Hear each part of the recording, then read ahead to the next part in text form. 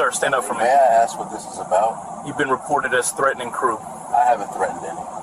He's been watching us the entire flight. He doesn't belong up here. I have a ticket. Turn around, hands behind your back now. At 35,000 feet over the North Atlantic, two federal air marshals pulled a black man out of seat 3A in first class, forced his arms behind his back, and cuffed him in front of every passenger in the cabin. He hadn't raised his voice. He hadn't made a threat. He hadn't touched a single person on that plane. The man was Senior Chief Darnell Kirkwood, an active-duty Navy SEAL with 16 years of Special Operations service, returning from a classified NATO briefing in Stuttgart, Germany. He was flying on official government travel orders, seated in first class because the Department of Defense had booked him there. The flight attendant who reported him, Karen Lockhart, stood near the galley curtain with her arms crossed, watching the marshals work. A passenger sitting across the aisle would later describe the look on her face as satisfaction. Lockhart had told the captain that Kirkwood was aggressive, erratic, and possibly dangerous. None of it was true. Every camera on that aircraft, every witness statement, and every marshal's report would confirm the same thing. He had done nothing. But by the time the plane touched down at Dulles, Kirkwood was walked off in handcuffs in front of 212 passengers, locked in a federal holding room, and left there for over 3 hours before anyone told him why. Within 72 hours, the FBI had opened a file. NCIS was involved. The Pentagon had sent a formal demand to the airline. And a chain of events was underway that would end careers, trigger a federal investigation, and cost Atlantic Pacific Airlines $6.5 million. Before we go any further, comment where in the world you're watching from, and make sure to subscribe, because what this flight attendant did and what happened to her afterward is something you need to see for yourself. Karen Lockhart was 44 years old and had been a senior flight attendant with Atlantic Pacific Airlines for 16 years. She bid exclusively on transatlantic first-class routes, and among crew who had worked with her, she was known by a nickname she had never been told to her face: the Gatekeeper. The name didn't come from nowhere. Over her career, 11 formal complaints had been filed against her by passengers of color. Black and brown travelers reported being asked to show boarding passes a second time after being seated. They described condescending language during meal service, drink orders skipped without explanation, and quiet suggestions that they might be more comfortable in economy. One complaint from a black attorney flying business class described Lockhart telling him that his seat assignment must be a system error and offering to reseat him before takeoff. Every one of those complaints had been reviewed internally and dismissed. Some were marked as misunderstandings, others were filed with no action taken at all. 2 HR supervisors had signed off on closing the cases without investigation. Lockhart had never been disciplined, never been retrained, never been pulled aside and told to change her behavior. To the airline, she was a reliable senior crew member with a clean record. To the passengers she targeted, she was something else entirely. Her junior partner on the Kirkwood flight was Colton Pruitt, 27, 2 years into the job and still on probation. Pruitt followed Lockhart's lead without question. He laughed when she laughed, agreed when she directed, and stayed silent when silence was easier than confrontation. That silence would cost him too. Senior Chief Darnell Kirkwood was 38 years old and had spent nearly half his life in naval special warfare. 16 years of active duty, 3 Bronze Stars, multiple deployments to locations that would never appear in any public record. He had led teams through operations that most Americans would never hear about, brought every one of his men home from missions where the odds said he shouldn't have, and carried the kind of service record that senior commanders referenced when they talked about what the best looked like. He was returning stateside after a NATO Special Operations Coordination meeting in Stuttgart, Germany. The trip had been scheduled through SOCOM, and his travel orders, stamped and authenticated, placed him on Atlantic Pacific Flight 471 from Frankfurt to Dulles, Seat 3A, first class. Government booked. He wore civilian clothes, a clean, dark Henley, jeans, boots, and a watch his team had given him after a deployment in a place none of them were allowed to name. He carried a leather duffel that held his navy dress blues, his rank insignia, his military ID, and a set of classified travel documents. Nothing about him drew attention. That was by design. SEALs didn't announce themselves. At the gate in Frankfurt, he thanked the boarding agent by name after reading her tag. She smiled. On the jet bridge, an older woman struggled to manage a carry-on and a cane at the same time. Kirkwood took the bag without being asked, walked it to her row, and placed it in the overhead bin. She thanked him. He nodded once and moved on. He wasn't trying to impress anyone. He was just built that way. Quiet, controlled, respectful, the kind of man who handled himself the same way whether he was in a combat zone or a boarding line. Kirkwood reached row 3, stowed his duffel in the overhead compartment, and settled into 3A by the window. He buckled his seatbelt, adjusted the headrest, and pulled a paperback from the seat pocket of his bag before closing his eyes briefly. He looked like any other passenger getting comfortable for a long flight. But from the front galley, Karen Lockhart was already watching.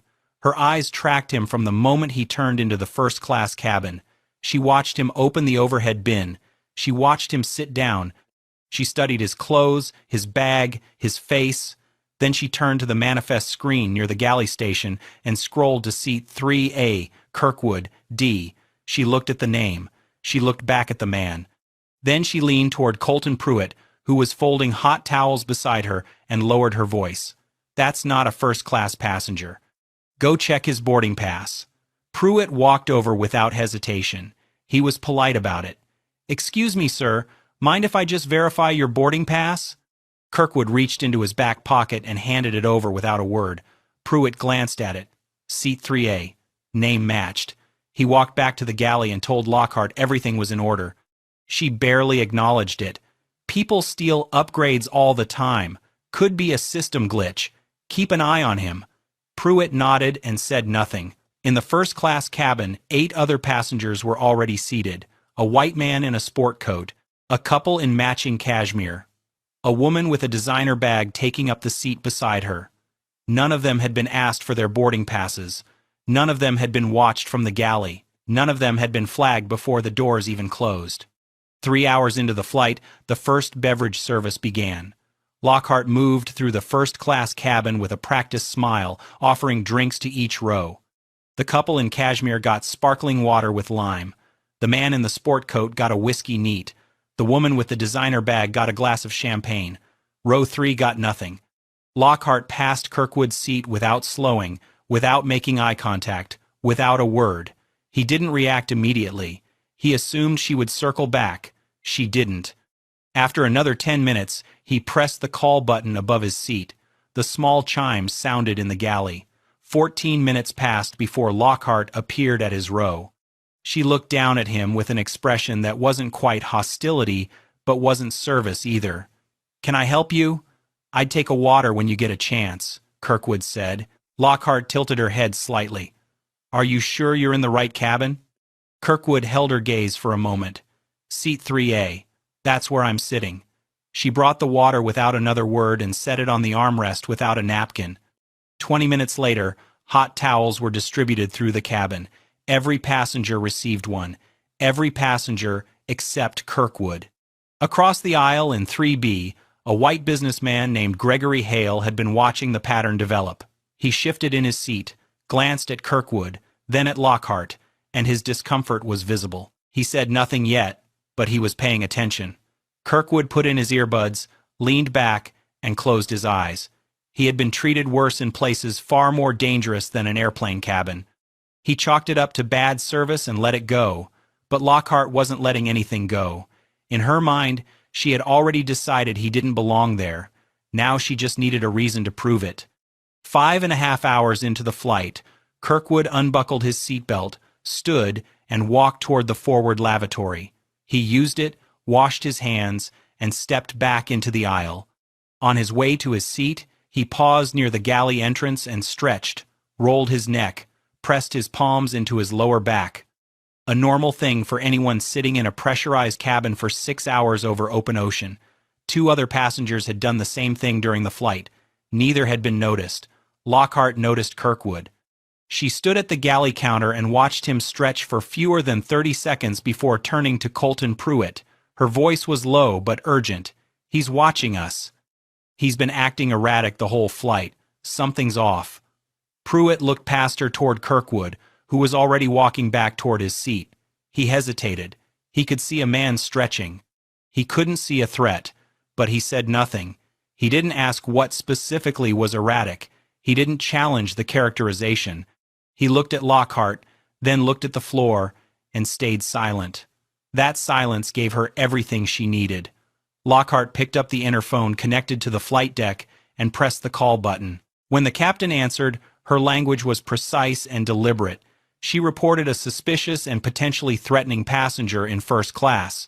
She said he had been aggressive with crew throughout the flight. She said he was now lingering near the galley in a threatening manner. She used words she knew would trigger a specific response. Aggressive, threatening, lingering. The captain had not seen Kirkwood, had not spoken to him, had not left the flight deck once during the crossing, but Federal Aviation Protocol required him to act on a crew member's threat assessment. He made the call to the air marshals seated in coach. And with that single report, built entirely on fabrication, Lockhart set into motion a sequence of events that could not be undone. Kirkwood was back in his seat, seatbelt fastened, paperback open to page 84, when two men in plain clothes appeared at the edge of his row. They didn't introduce themselves by name. One stood in the aisle. The other positioned himself one row behind. Their jackets were unbuttoned. Their expressions were flat and rehearsed. "Sir, we need you to stand up." Kirkwood looked up from his book. He closed it slowly, placed it in the seat pocket, and stood. His hands were visible at his sides, palms open. His voice was calm and even. "What's this about? You've been identified as a potential threat by a member of the crew. We need you to turn around and place your hands behind your back. There's been a mistake." Kirkwood said, "I haven't done anything. Turn around, sir." He complied. He didn't tense. He didn't pull away. He placed his wrists together behind his back the way a man does when he has been trained to survive situations far worse than this one. The cuffs clicked shut. The sound carried through the silent cabin. Every passenger in first class was watching. The woman with the designer bag had her hand over her mouth.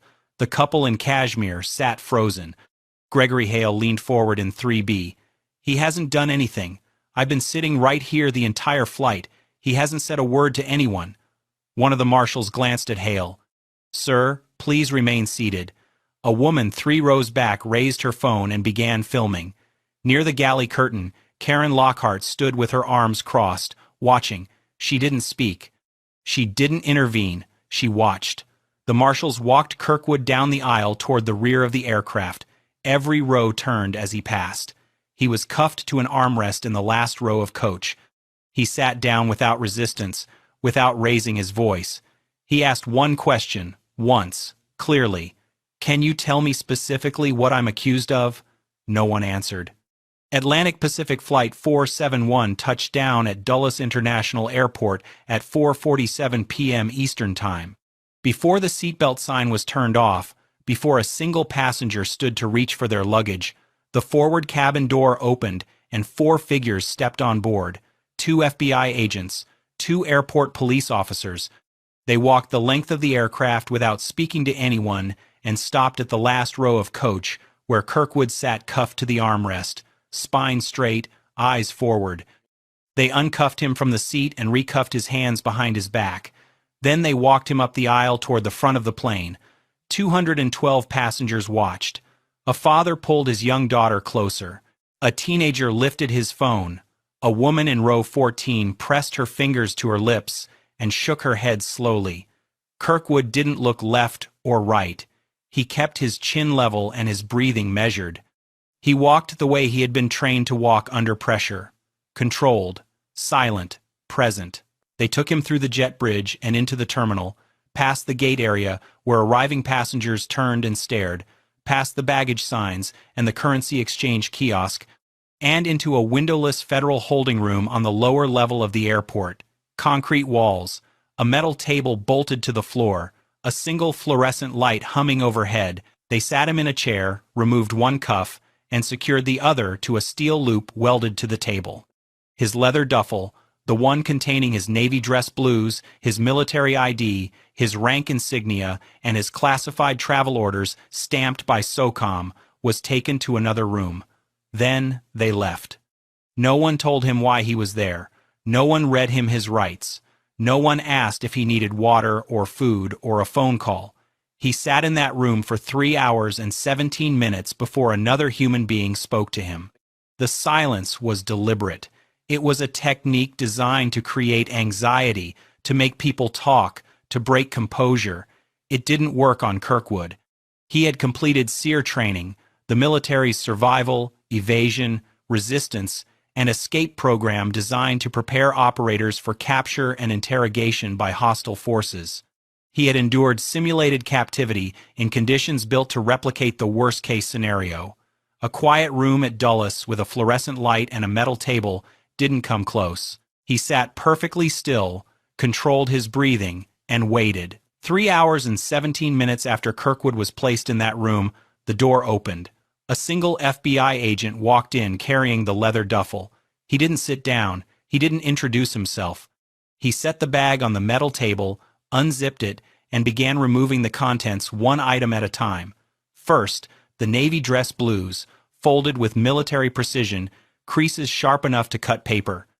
Then the rank insignia, Senior Chief Petty Officer, then the ribbons, 3 bronze stars among them, then the military ID, photo matching the man sitting across from him. Then the travel orders, printed on official letterhead, stamped by United States Special Operations Command, detailing authorized travel from Stuttgart, Germany to Washington, D.C., in connection with a classified NATO coordination meeting. The agent stared at the documents for a long moment. He looked at Kirkwood, he looked back at the orders, then he zipped the bag, picked it up, and walked out of the room without saying a single word. 20 minutes passed. The door opened again. This time, 2 different agents entered. Their posture was different. Their tone was different. Everything about the room shifted. Senior Chief Kirkwood, we need to understand what happened on that flight. Kirkwood was still cuffed to the table. He nodded once and began speaking. His account was precise, clinical, and delivered without emotion or embellishment. Times, seat numbers, names he had overheard, descriptions of each interaction. He recounted the skipped service, the delayed response to his call button, the question about whether he was in the right cabin, the hot towel that never came, the stretch near the galley, the marshals at his row. He delivered it the way a special operator delivers a debrief. Facts only, sequence intact, nothing added, nothing left out. The 2 agents exchanged a look. One of them reached across the table and unlocked the cuff from Kirkwood's wrist personally. We're going to get to the bottom of this. Within the hour, calls were being made to NCIS, to Atlantic Pacific Airlines Corporate Security Division, and to the Pentagon. The investigation moved fast. Federal agents pulled every available piece of evidence from Flight 471, and the picture that emerged was not complicated. It was damning. The passenger's cell phone video, filmed by a woman in row 6, captured the takedown in full. Kirkwood standing calmly, the marshals cuffing him without resistance, Gregory Hale in 3B protesting that the man had done nothing wrong, and Karen Lockhart standing near the galley curtain with her arms folded, watching it all with an expression that the filming passenger would later describe in her written statement as satisfied. The aircraft's internal CCTV told the rest of the story. Cameras captured Lockhart tracking Kirkwood from the moment he boarded. They captured her checking the manifest and leaning toward Colton Pruitt. They captured the first beverage service, where every first-class passenger received a drink except the man in 3A. They captured Lockhart's 1-4-minute delay in responding to his call button. They captured her walking hot towels to every other row and passing his without stopping. They captured Kirkwood standing near the galley for fewer than 30 seconds, stretching his back before returning to his seat. And they captured Lockhart picking up the interphone to the flight deck less than a minute later. The air marshal's own written reports confirmed that Kirkwood had been fully compliant during the encounter. 0 signs of aggression, 0 resistance, 0 verbal hostility. The captain's statement confirmed he had never personally observed any threatening behavior and had acted solely on Lockhart's report over the interphone. When investigators reviewed that report, they found she had never documented a single specific behavior. No description of a threatening act, no mention of a weapon, no articulable reason for concern. Just two words used over and over: suspicious, threatening, words that, when cross-referenced with every second of available footage, meant nothing more than a black man sitting in first class. Karen Lockhart was brought into a federal interview room at Dulles 4 hours after the plane landed. She walked in with her shoulders back and her chin raised. She sat down across from the FBI agent with the posture of someone who expected to be thanked. She had reported a threat. She had followed protocol. She had done her job. The agent opened a folder, clicked a pen, and asked a simple question. Describe the specific threatening behavior you observed from the passenger in seat 3A. Lockhart paused for half a second. He was looking around a lot, scanning the cabin, acting nervous. The agent turned a laptop screen toward her and pressed play. The CCTV footage showed Kirkwood reading his book, eyes down, sleeping with his head against the window, looking out at the clouds, sitting still with his earbuds in. Which part of this is scanning the cabin? Lockhart shifted in her seat. He was near the galley, lingering. That's a red flag. The agent checked a printed manifest log. 6 other passengers moved through the galley area during the flight. You didn't report any of them. Why? Lockhart didn't answer immediately. The agent continued. Did you ask any other passenger in first class to verify their boarding pass? No. Did you skip any other passenger during beverage service? No. Did you bypass any other passenger during the hot towel distribution? No. The room was quiet for a long time. Then the agent slid a single printed image across the table. It was a still frame pulled from the cabin CCTV. It showed the moment the air marshals were cuffing Kirkwood in his seat, and in the background, standing near the galley curtain, was Lockhart, arms crossed, watching, smiling. Lockhart stared at the photo. Her lips parted, but nothing came out. The confidence that had carried her into that room drained from her face in a single breath. The agent leaned back. He just didn't seem like he belonged in first class. Those were your words on the interphone. Can you explain what that means? Lockhart's voice was barely above a whisper. I don't know. The call reached Atlantic Pacific Airlines corporate headquarters in Dallas before the sun came up the next morning. By 8 a.m., the executive crisis team had assembled in a closed conference room on the 14th floor. By 9 a.m., every attorney on the airline's in-house legal staff had been pulled from other matters. By noon, the airline's VP of operations had been briefed on the full scope of what had happened on Flight 471, and the internal review that followed made everything worse. 11 formal complaints had been filed against Karen Lockhart over the previous 9 years. Every single one came from a passenger of color. Black travelers reported being asked to prove their seat assignments. A Latino businessman described being told he looked like he was in the wrong cabin. A South Asian woman traveling with her children recalled Lockhart, suggesting she might be more comfortable farther back. 11 complaints. All reviewed internally, all dismissed. Some were marked as resolved with no action. Others were noted as misunderstandings. 2 HR supervisors had signed off on closing the files without a single follow-up interview. Colton Pruitt was interviewed separately. He sat across from investigators with his hands clasped on the table and admitted what the footage already showed. He knew Lockhart's report to the captain was exaggerated. He knew Kirkwood hadn't done anything threatening. He said nothing because she was senior crew, and he was still on probation. I didn't want to make trouble, Pruitt told the investigators. The investigator wrote that down without expression. The Pentagon's response arrived by secure letter the same afternoon. A Department of Defense spokesperson followed with a public statement that left no room for interpretation. An active-duty Special Operations Service member was unlawfully detained based on a fabricated report with clear racial motivation. The department expects full accountability from all parties involved. Within 48 hours, the story reached national media. The headline was everywhere, and inside the airline's headquarters, every person in that conference room understood the same thing. This could not be contained, walked back, or quietly resolved. The terminations began within the week. Karen Lockhart was fired from Atlantic Pacific Airlines for gross misconduct, filing a false threat report against a passenger, racial discrimination in the performance of her duties, and violation of federal aviation regulations governing the reporting of security threats on commercial aircraft. Her crew credentials were revoked. Her access to airline systems was deactivated.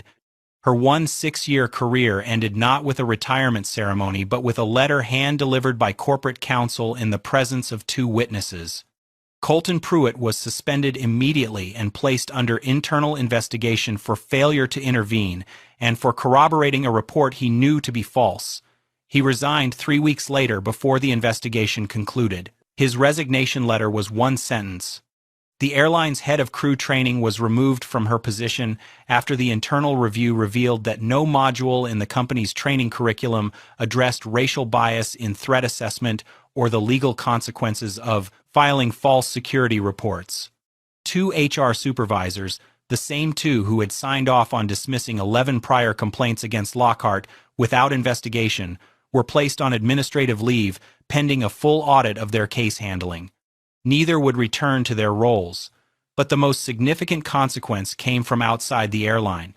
The FBI formally referred Lockhart's case to the United States Attorney's Office for the Eastern District of Virginia. The referral cited potential federal charges related to filing a knowingly false report on a commercial aircraft, a violation of federal law carrying a maximum sentence of up to 20 years in prison. Lockhart, who had walked into her FBI interview expecting to be thanked, now faced the possibility of a federal indictment. Atlantic Pacific Airlines issued a public apology 72 hours after the story broke nationally. It was 4 paragraphs long, carefully worded by legal counsel, and avoided using the words racism, discrimination, or wrongful. The public response was immediate and uniform. It wasn't enough. It wasn't close. Senior Chief Darnell Kirkwood retained a civil rights attorney within 2 weeks of the incident. The lawsuit was filed in federal court, and it named 3 defendants. Karen Lockhart, individually, Atlantic Pacific Airlines, and the airline's corporate parent company. The complaint alleged racial discrimination, false imprisonment, defamation, intentional infliction of emotional distress, and violation of the Civil Rights Act of 1964. The evidence attached to the filing was overwhelming. Multi-angle CCTV footage from the aircraft showing every interaction between Lockhart and Kirkwood. Cell phone video from a passenger capturing the arrest and Lockhart watching from the galley. Written statements from Gregory Hale and 4 other first-class passengers confirming that Kirkwood had been singled out. The Air Marshal's reports confirming full compliance and 0 aggression. The captain's statement confirming he had acted solely on Lockhart's characterization and had never observed anything himself. And the complete record of 11 prior complaints against Lockhart, every one from a passenger of color, every one dismissed without meaningful action. But it was the discovery phase that broke the case open entirely. Internal emails between airline supervisors revealed conversations that no jury would forgive. One manager had described Lockhart as old school but harmless. Another had responded to a complaint from a black passenger by writing, "Some people are just too sensitive about this stuff. File it and move on." A third email, sent after one of the dismissed complaints, read, "Karen's been here 14 years. She's not going anywhere over a hurt feeling." The airline's legal team saw what was coming. The case never reached trial. Atlantic Pacific Airlines settled for $6.5 million, $3.8 million in compensatory damages, covering false imprisonment, emotional distress, reputational harm, and lost duty time. $2.7 million in punitive damages assessed against both the airline and Lockhart individually. As part of the settlement, the airline agreed to implement mandatory anti-bias training for all cabin crew, establish an independent review board for discrimination complaints with authority to override internal HR decisions, and install enhanced cabin monitoring systems on all aircraft to ensure that future incidents would be recorded from every angle. The money was significant, the reforms were structural, but for Kirkwood, The settlement was never about either. It was about the record. Senior Chief Darnell Kirkwood returned to duty the following Monday. He reported to his commanding officer at Naval Special Warfare Command, sat through a formal debrief on the incident, and was told one thing that mattered more to him than any settlement figure. You handled yourself with the discipline and restraint expected of a SEAL, not just on that flight, through every part of what came after. Kirkwood nodded once. That was enough. He didn't give interviews. He didn't release a statement. He didn't post on social media or accept invitations to appear on cable news panels that wanted him to sit under studio lights and relive the worst moment of his civilian life for ratings. He let the record speak. The footage, the filings, the outcome, quietly, without press coverage or public announcement, he used a portion of the settlement to establish a legal assistance fund for active duty service members and veterans who faced racial discrimination during travel. The fund provided attorney referrals, documentation support, and direct financial assistance to those who couldn't afford to fight back on their own. He never put his name on it. 7 months after Flight 471, Kirkwood boarded another transatlantic flight, first class, same airline. He walked down the jet bridge, turned into the cabin, and stowed his duffel in the overhead bin. A flight attendant greeted him at his row with a warm smile. "Welcome aboard. Can I get you anything before takeoff?" He shook his head. "I'm fine, thank you." He sat down, buckled his seatbelt, and opened a book. No one checked his boarding pass. No one watched him from the galley. No one questioned whether he belonged in his own seat. Back at Atlantic Pacific Airlines Training Center in Dallas, a new module had been added to the mandatory crew certification program. It opened with a single image displayed on a projection screen. A still frame from the cabin CCTV of Flight 471. It showed a black man being handcuffed in seat 3A by 2 federal air marshals. And in the background, near the galley curtain, a flight attendant standing with her arms crossed, smiling. Beneath the image, one line in plain black text, "This cost us $6.5 million. It should have cost us nothing." No names were printed on the slide. They didn't need to be. The careers were already gone. If this story moved you, don't just watch in silence. Like the video, subscribe to the channel, and share this with someone who needs to see what happens when racism meets accountability at 35,000 feet. This case was disturbing, but the one on the right ends in a way no one expects.